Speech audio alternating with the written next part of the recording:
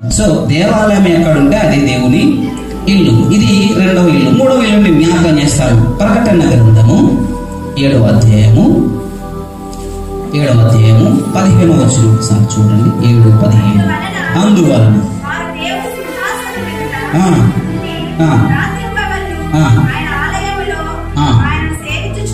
రాత్రింబగళ్ళు ఆయన ఆలయంలో.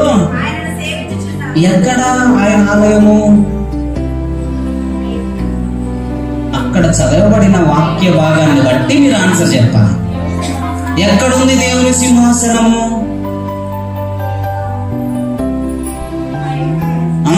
దేవునికి మహిమ కలుగునుగాక. ఇప్పుడు మనం చదివే ప్రకటన గ్రంథము దేని గురించినటువంటి అర్థం ఇస్తుందంటే పరలోకం గురించినటువంటి అర్థం.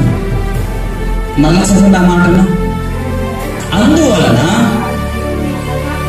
వారు దేవుని సింహాసనము ఎదుట ఉండి రాత్రింబగళ్ళు ఆయనను ఆయన ఆలయంలో ఆయనను సేవించుచున్నారు. ఎక్కడ? పరలోకములో. పరలోకము కూడా ఆయన ఇల్లు ఉంది. దేవుని స్తోత్రం. పరలోకమే నా అంతఃపురం, చేరాలనే నా తాపత్రయం. పరలోకమే నా అంతఃపురం, చేరాలనే నా తాపత్రయం. యేసుదేవా కనికరించవా, దారి చూపవా. యేసుదేవా కనికరించవా, దారి చూపవా. పరలోకమే నా అంతఃపురం, చేరాలనే నా తాపత్రయం. దేవుని స్తోత్రం. ఒకటి మన దేహం అనే ఇల్లు, రెండు ఆయన మందిరం అనే ఈ లోకంలో ఈ భూమి మీద కట్టినటువంటి దేవుని గుడారమైనటువంటి దేవుని నివాస స్థానమైనటువంటి ఆయన మందిరమే ఆయనకి ఇల్లు. మూడవదిగా పరలోకము ఆయన ఇల్లు. దేవుని స్తోత్రం. ఈ గృహములు 3 రకాలైనటువంటి గృహాలు. ఇప్పుడు ముందుగా మన దేహం అనే ఇంటిని కూర్చున్నటువంటి విషయాలు మనం నేర్చుకుందాం. ఇప్పుడు ఇంటిలో బాధ్యతాయుతమైనటువంటి వనరుల వినియోగం. వనరులు అంటే ఏంటి? ఇందాక మనం మాట్లాడుకున్నాం. సహజ వనరులు అంటే ఏంటి?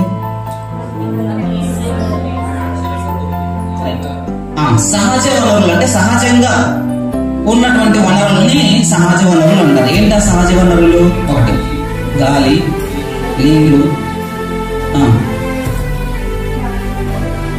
నిప్పు.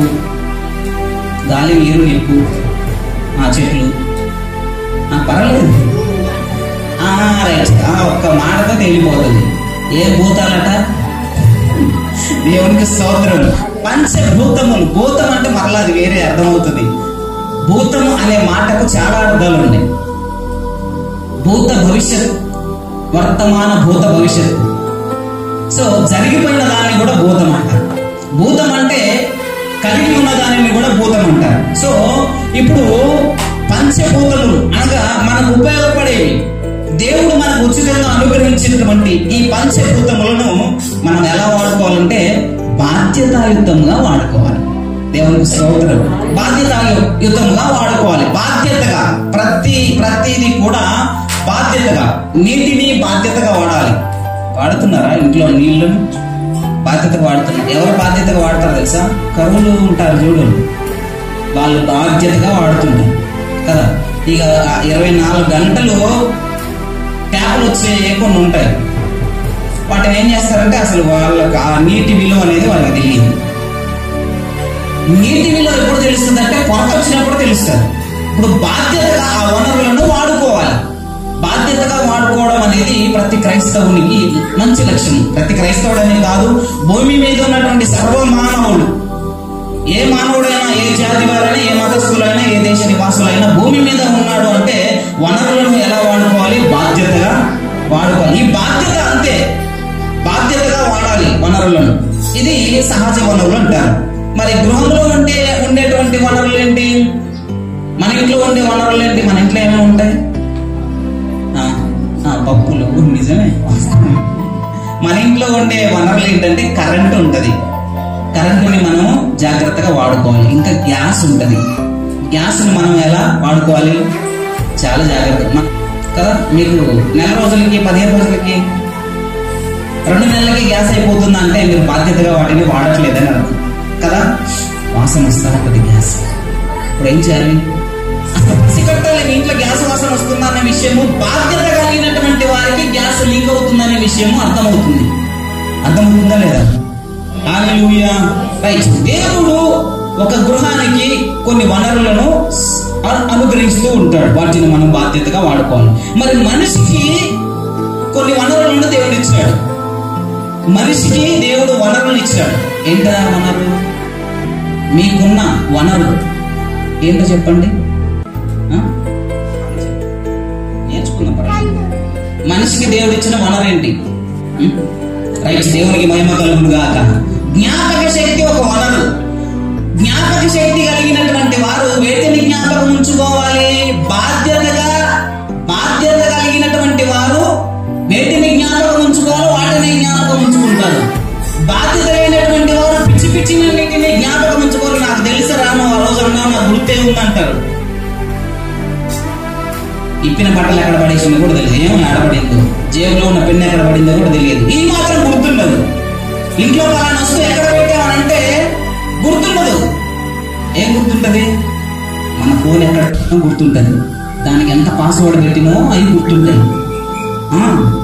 దేవుడు జ్ఞాపక శక్తిని ఇస్తే దానిని బాధ్యతగా దేని కొరకు వాడుతున్నావో తెలుసా? పనికిరాని వాటికి వాడుతున్నాం.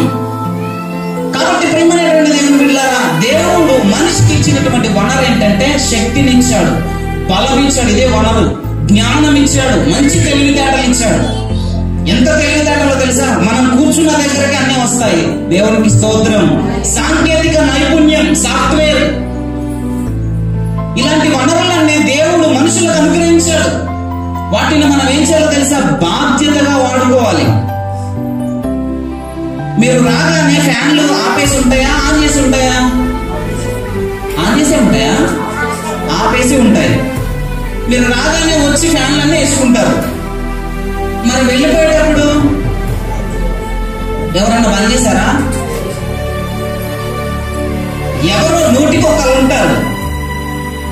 ఎందుకో బంద్ చేసి వెళ్ళిపోదాం అనే ఆలోచన నీకుంటే ఈ వనరులను నీవు బాధ్యతగా వినియోగించుకుంటున్నావని అర్థం. బాధ్యత కలిగినటువంటి వారు కిటికీలు వేసి, లైట్లు బంద్ చేసి, ఫ్యాన్లు బంద్ చేసి జాగ్రత్తగా తలిపేసి వెళ్తారు. బాధ్యత కలిగినటువంటి వారు ఇంటిలో నుంచి బయటకు వస్తున్నప్పుడు ఇంట్లో గ్యాస్ బంద్ చేసామా, లైట్లు ఆర్పేసామా, డోర్ సరిగ్గా పెట్టామా, లాక్ సరిగ్గా వేసామా అని బాధ్యత కలిగి ఏం చేస్తారు తెలుసా? చూసుకుంటారు. బాధ్యత లేనటువంటి పురుషులు, స్త్రీలు ఏం చేస్తారు? గబగబా రెడీ, ఎంతసేపు వస్తాను, ఇంకా ఎంతసేపు చదువుతావు లోపల అని బయట రోడ్డు మీద ఉండి సవాల్ చేస్తారు. కానీ ఈ బాధ్యత కలిగినటువంటి స్త్రీ లోపల ఏం చేస్తారు తెలుసా? అన్నం కూర మీద మోతుందా లేదా, పిల్లి వస్తే మరలా వచ్చిన తర్వాత తినడానికి ఉండదు కదా అనే ఉద్దేశంతో బాధ్యత కలిగినటువంటి స్త్రీ మూతలు పెట్టి వస్తుంది. పాలుంటే పాలు పాడవుతో ఏమోనని ఫ్రిడ్జ్లో పెట్టి, ఫ్రిడ్జ్ ఉన్నటువంటి వారు ఫ్రిడ్జ్ లో పెట్టుకొని వస్తారు. పాడే వస్తువులు ఏమన్నా, బల్బులు పడతాయేమో, స్టిములు పడతాయేమోనని జాగ్రత్తగా వహించేటువంటి వారు బాధ్యత కలిగినటువంటి వారు. ఈ బాధ్యత లేకుండా బయట తిరిగి వచ్చి ఈ మాత్రం కూడా తెలియదా అని తిట్టే వాళ్ళు ఉన్నారు. తిట్టే వాళ్ళకి కూడా బాధ్యత లేదు. బాధ్యత కలిగిన వాళ్ళు ఇంత కష్టపడుతుంది కదా అని ఆలోచించి నీకు కూడా నేను సహాయం చేస్తానని బాధ్యతగా భార్య పట్ల, భర్త పట్ల సహాయం చేస్తారు. ఇది బాధ్యత. వనరులను జాగ్రత్తగా వాడుకునే బాధ్యత ప్రతి మనిషికి అవసరమే ఉన్నది. దేవునికి స్తోత్రం. హల్లెలూయా. ఈ వనరులను మనము చాలా జాగ్రత్తగా వాడుకోవాలి. బాధ్యత కలిగినటువంటి ప్రతి మనిషి, స్త్రీ కావచ్చు, పురుషులు కావచ్చు, పిల్లలు కావచ్చు, పెద్దోళ్ళు కావచ్చు, ముసలి వాళ్ళు కావచ్చు, మనిషి అనే ప్రతి మనిషి దేవుడు ఇచ్చినటువంటి వనరులను బాధ్యతగా వినియోగించుకోవాలి. నాకు అవసరం లేదని చెప్పేసి వదిలేయడం కాదు కదా. వీధి లైట్లన్నీ వెలుగుతూ ఉంటాయి, ఆన్ చేసే స్విచ్ అక్కడే ఉంటుంది, కానీ ఎవరు పట్టించుకో. ఎందుకో తెలుసా? నాకు సంబంధించింది కాదంటారు. అవునా? అవునా కదా? చర్చి ముందు చాలాసార్లు లైట్ వెలుగుతూ ఉంటే నేను చూశాను. పగలు వెలుగుతూ ఉంటే, రాత్రిపూట ఏమో చీకటి ఉంటుంది. ఎందుకు అనంటే